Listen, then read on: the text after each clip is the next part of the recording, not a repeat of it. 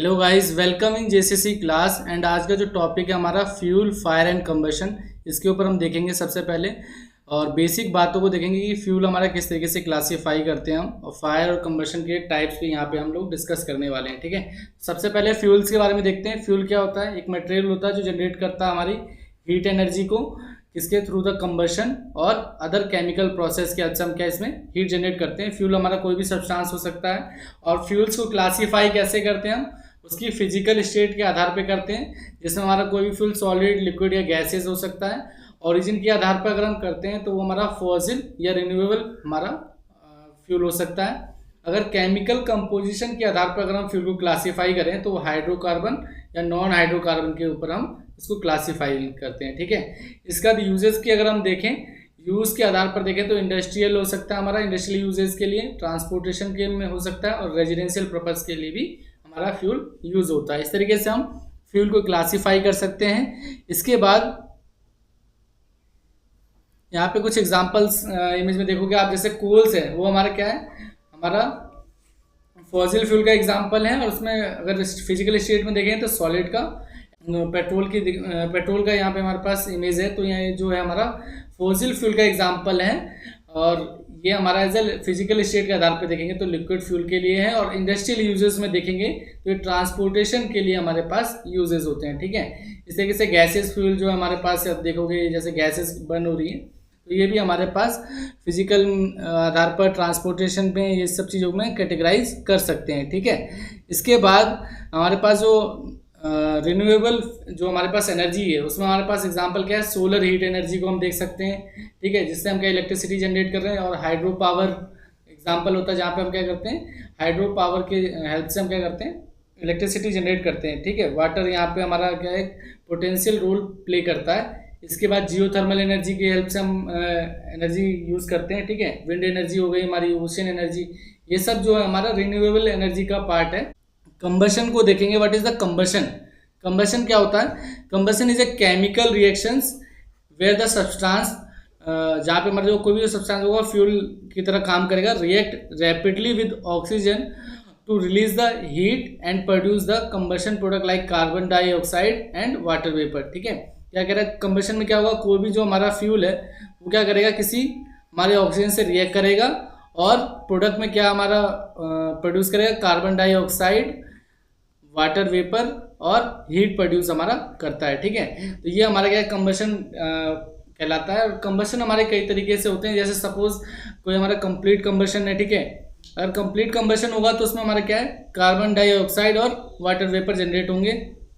But incomplete combustion में हमारा क्या होता है, कार्बन मोनोऑक्साइड प्रोड्यूस करता है और अनबर्न हाइड्रोकार्बन हमारी रह जाती है उसमें। ठीक है, इसका स्पॉन्टेनियस कंबशन क्या होता है? स्पॉन्टेनियस कंबशन में हमारा इसमें कोई भी एक्सटर्नल इग्निशन की जरूरत नहीं होती है, मतलब कोई भी हमें हीट देने की जरूरत नहीं पड़ेगी और ये स्पॉन्टेनियस खुद ही कंबशन प्रोसेस स्टार्ट कर लेता है।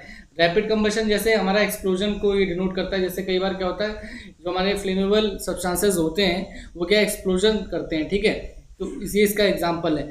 अभी हम फर्दर यहाँ पे फ्लेमेबल, इनफ्लेमेबल और कंबशन की भी बात करेंगे। जो कंबस्टिबल मटेरियल है उसमें क्या डिफरेंस होता है। ठीक है, तो यहाँ पे हम इसके फ्लेमेबल की बात करेंगे। जो फ्लेमेबल सब्सटेंसेस क्या होते हैं, जो इजीली क्या होते हैं, इग्निशिएबल होते हैं। ठीक है, इग्निशिएबल का मतलब जो इजीली हमारे क्या कर पाए, बर्न कर पाए, और इनका इग्निशन टेम्परेचर क्या होता है, कम होता है। ठीक है, इग्निशन टेम्परेचर जो होता है वो कम होता है। इग्निशन टेम्परेचर मतलब ज्वलन ताप। ठीक है, एक ऐसा टेम्परेचर जिस पे कोई भी जो हमारा सब्सटेंस है वो बर्न करना स्टार्ट कर दे। ठीक है, इसके बाद जैसे एग्जांपल के लिए देखो, गैसोलीन दे रखा है हमारे पास।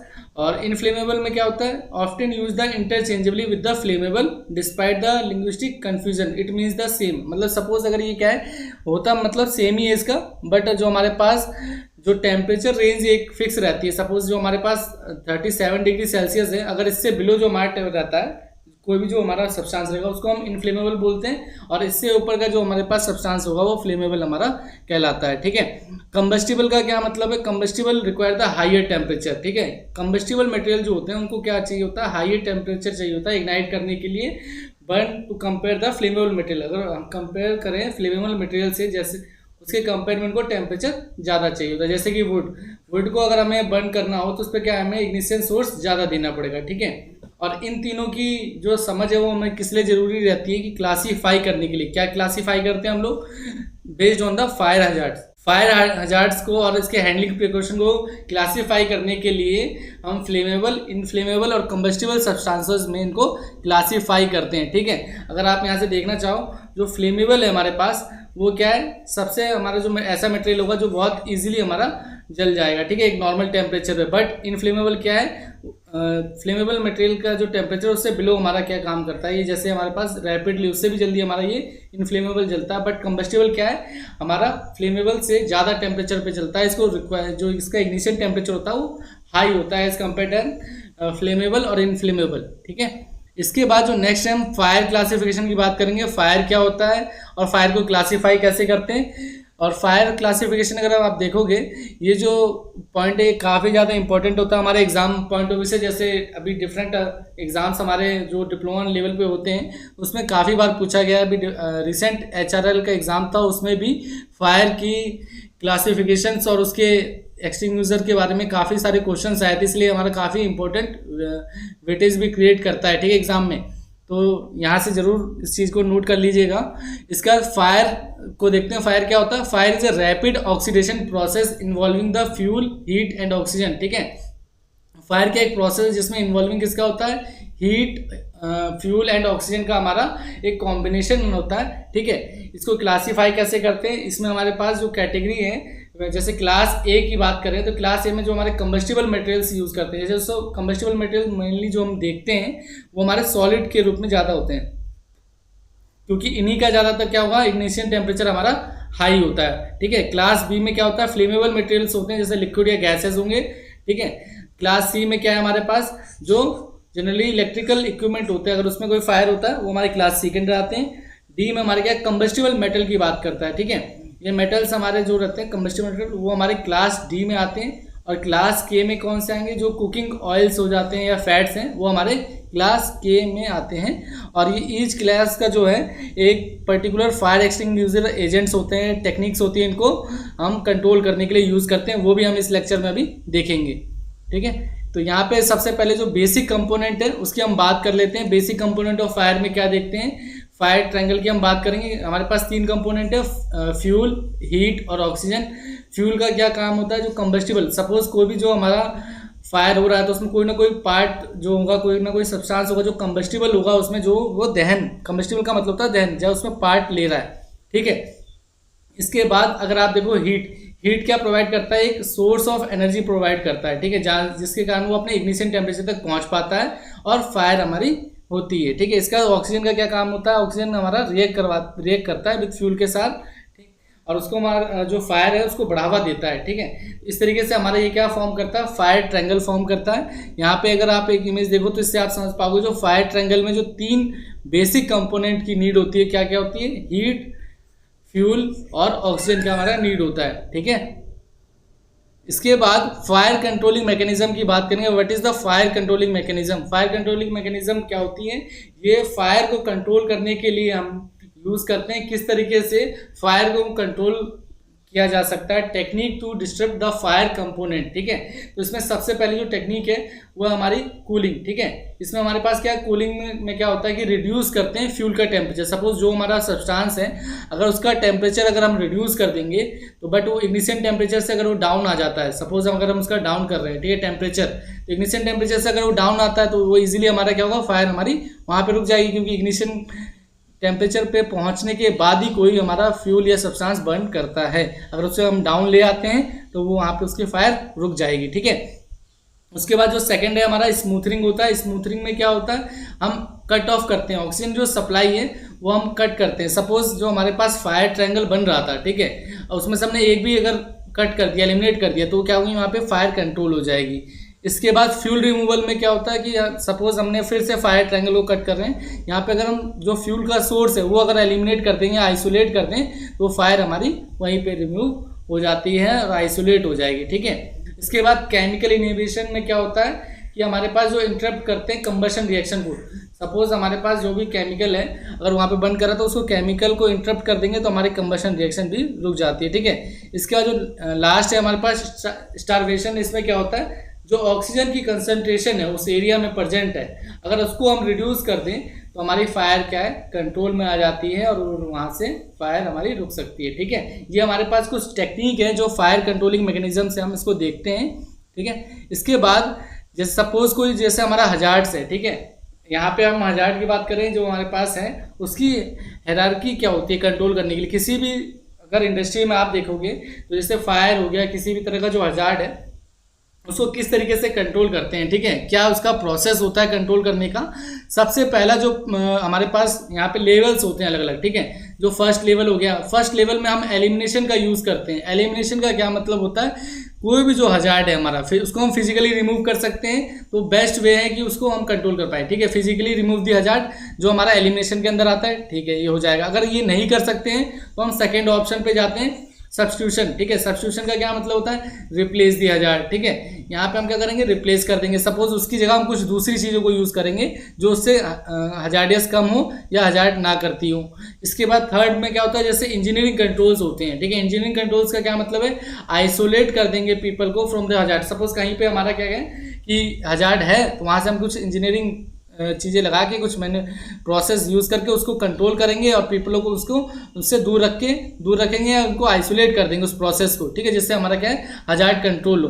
अगर इससे भी नहीं होता है तो हम एडमिनिस्ट्रेटिव कंट्रोल पे जाते हैं। यहाँ पे क्या हमारा पार्ट प्ले करता है, change the way of people work. ठीक है, यहाँ पे कुछ हमारे एडमिनिस्ट्रेटिव जो कंट्रोल्स होते हैं, ठीक है, प्रोसेस या एसओपीज में चेंज लाना, वो यहाँ पे हमारा काम आता है। ठीक है, अगर इसके बाद भी हमारा कोई चीज़ रह जाती है तो हम यहाँ पे क्या कहते हैं, पीपीईज को यूज़ करना। जैसे protect the worker with the personal protective equipment, जिसमें हम क्या करते हैं, ग्लव्स का यूज़ करते हैं। ठीक है, आई वियर का यूज़ करते हैं, हेलमेट्स का यूज़ करते हैं, डिफरेंट टाइप्स ऑफ हम जैसे पीपीईज का यूज़ करते हैं, शूज़ का यूज़ करते हैं, या कुछ सूट्स होते हैं यूज़ करते हैं। अगर इसका एग्जाम्पल के लिए अगर आप समझना हो तो एसिड्स का एग्जांपल आप ले सकते हो। जैसे H2SO4 की अगर आप हैंडलिंग कर रहे हो तो H2SO4 की कंडीशन में अगर आप उसको एलिमिनेट नहीं कर सकते, सब्स्टिट्यूट नहीं कर सकते, इंजीनियरिंग कंट्रोल आप ले रहे हो, एडमिनिस्ट्रेटिव आपने सेफ्टी भी ले लिया, SOP भी चेंज करा प्रोसेस में, उसके बाद भी आपको पीपीईज का यूज़ करना पड़ेगा। ठीक है, एग्जाम्पल के लिए जस्ट आप ये देख सकते हो किस तरीके से हम इंडस्ट्रीज में